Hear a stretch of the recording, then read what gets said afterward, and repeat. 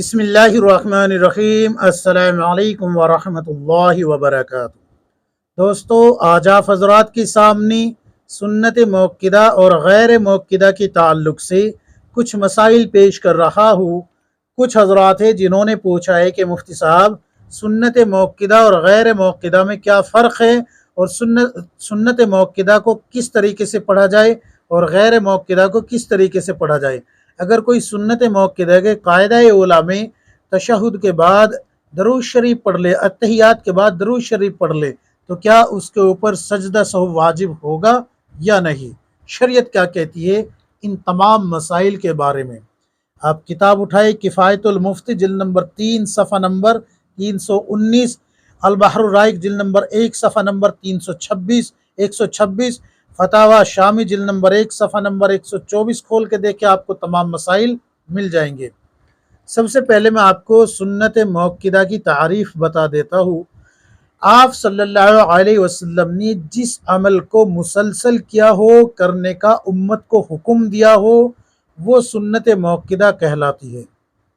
اس کو بغیر شرعی عذر کے چھوڑنا یہ گناہ کا ارتکاب کرنا ہے۔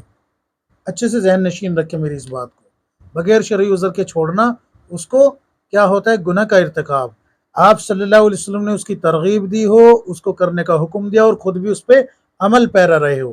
اسی طریقے سے صحابہ اکرام نے پھر اس عمل کو مسلسل کیا ہو، کرنے کا حکم دیا ہو، کرنے کی ترغیب دی ہو اور اس پہ عمل پیرا رہے ہو۔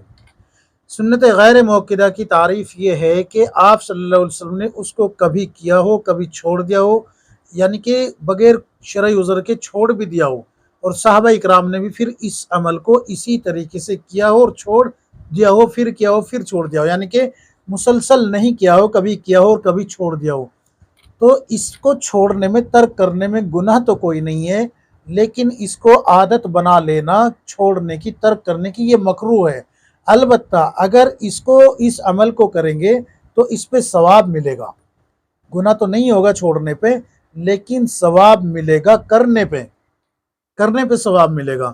مثلا ایک آدمی عصر کے 4 فرض پڑھتا ہے تو اس نے سنت نہیں پڑھی، تو اس پہ کوئی گناہ تو نہیں ہوا، لیکن اگر وہ پڑھ لیتا ہے 4 سنتیں پہلے تو سنت پڑھنے کا ثواب مل جائے گا۔ اور اسی طریقے سے اگر کوئی ظہر کی 4 سنتیں نہیں پڑھتا، اس کو اپنا معمول بنا لیتا ہے چھوڑنے کا، بغیر شرعی عذر کے چھوڑ دیتا ہے، تو یہ گناہ کا ارتکاب کر رہا ہے۔ کیوں؟ اس لیے کہ سنت موقدہ واجب کے بالکل قریب ہوتی ہے، جیسے واجب ہوتا ہے نا، بالکل اتنے قریب ہوتی ہے۔ کیوں؟ اس لیے کہ اس کا حکم دیا گیا ہے، ترغیب دی گئی ہے، اس کا حکم دیا گیا ہے۔ قرآن خود کہہ رہا ہے لَقَدْ كَانَ لَكُمْ فِي رَسُولِ اللَّهِ أُسْوَةٌ حَسَنَةٌ، کہ رسول اللہ صلی اللہ علیہ وسلم کے طریقے میں، رسول اللہ صلی اللہ علیہ وسلم کی زندگی میں تمہارے لیے ایک بہترین نمونہ ہے۔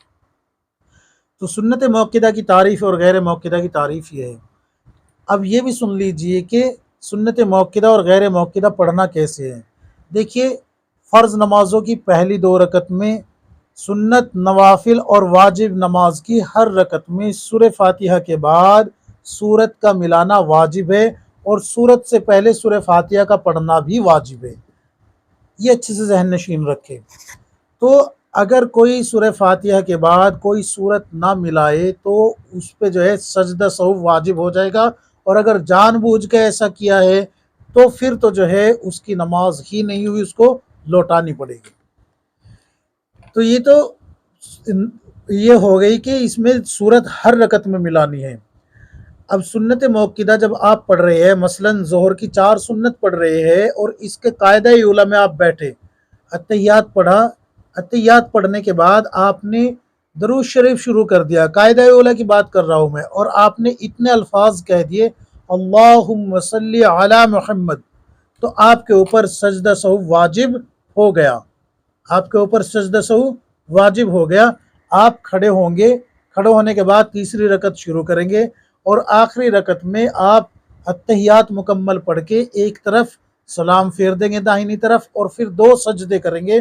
2 سجدے کرنے کے بعد پھر سے آپ اتحیات، درود شریف، دعائے معصورہ پڑھ کے اپنی نماز مکمل کر لیں گے۔ یہ سنت موقدہ کو پڑھنے کا طریقہ ہے۔ لیکن سنت غیر موقدہ میں 2 فرق ہے۔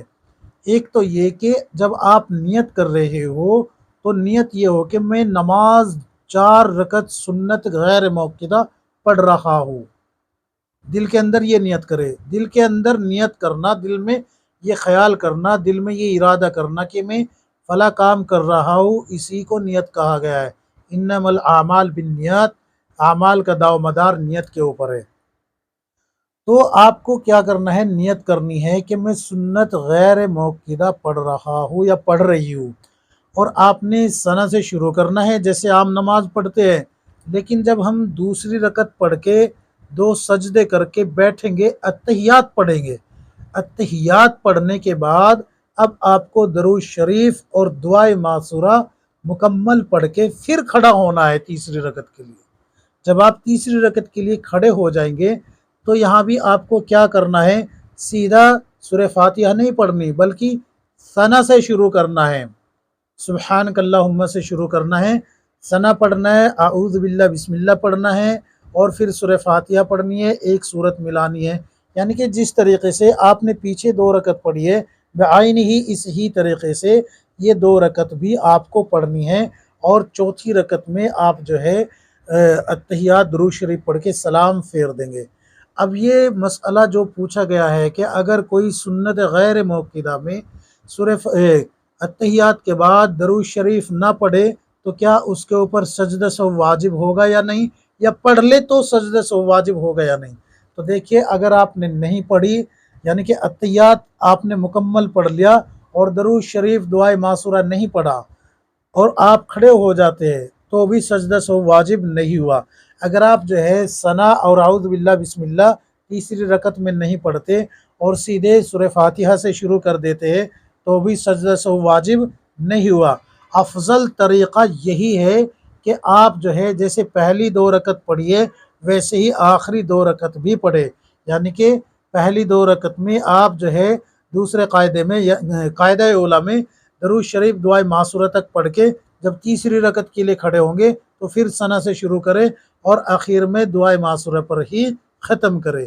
اس طریقے سے پڑھنا افضل ہے، لیکن اس کو چھوڑ دینے سے کہ بھئی ہم نے درود شریف اور دعائے معصورہ نہیں پڑھی اور تیسری رکعت میں ثنا اور اعوذ باللہ بسم اللہ نہیں پڑھی، سورہ فاتحہ سے شروع کر دیا، سجدہ سہو واجب ہوگا؟ نہ نہ نہ، اس سے سجدہ سہو واجب نہیں ہوگا۔ اچھے سے ذہن نشین کر لیجئے ان تمام مسائل کو۔ تعریف بھی میں اس کی بتا چکا ہوں اور اس کو پڑھنے کا طریقہ بھی بتا چکا ہوں۔ اور یہ سنت غیر موقدہ ہوتی کون سی ہے؟ عصر کی 4 سنتیں اور عشاء کی 4 سنتیں، یہ ہے سنت غیر موقدہ۔ اور موقدہ سنتیں تمام وہ سنتیں ہیں جیسے کہ ظہر کی 4 سنتیں، بعد کی 2 سنتیں ظہر کی، اسی طریقے سے مغرب کی 2 سنتیں اور عشاء کی 2 سنتیں، اور فجر کی 2 سنتوں کے بارے میں اختلاف ہے۔ بعض علماء کے نزدیک وہ واجب کا درجہ رکھتی ہے، اسی لیے ان میں قیام کو فرض قرار دیا گیا ہے، اور بعض کے نزدیک سنت موقدہ ہی ہے۔ بہرحال سنت موقدہ کا جو مرتبہ ہے وہ واجب کے بالکل قریب قریب ہے۔ امید ہے کہ آپ کی سمجھ میں تمام مسائل آ گئے ہوں گے۔ اللہ تبارک و تعالی ہم سب کو کتاب و سنت کے مطابق زندگی گزارنے کی توفیق عطا فرمائے، آمین یا رب العالمین۔